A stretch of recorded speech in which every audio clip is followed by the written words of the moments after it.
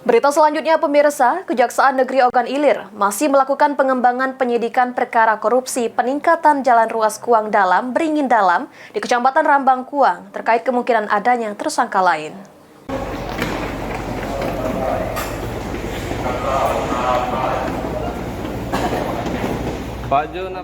Menurut Kepala Seksi atau Kasih Pidana Khusus Kejari Ogan Ilir, Muhammad Asarofi, proyek pekerjaan peningkatan jalan ruas Kuang Dalam, Beringin Dalam yang ada di Kecamatan Rambang Kuang, menelan dana hingga 2 miliar rupiah.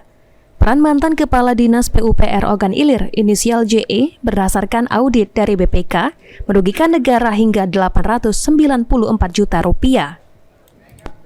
Dalam perannya, tersangka JE sebagai Kepala Dinas, tersangka JE sebagai pengguna anggaran atau PA.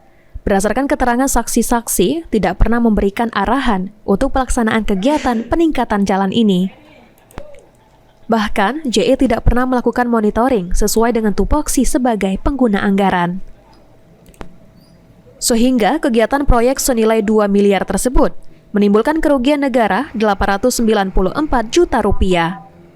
Tersangka JE juga sudah mengembalikan kerugian negara sebesar 200 juta rupiah dalam beberapa kali pembayaran.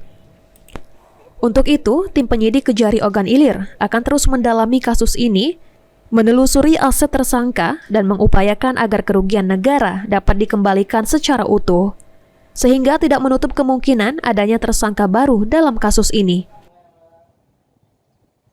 94 juta ini sudah ada pengembalian berapa?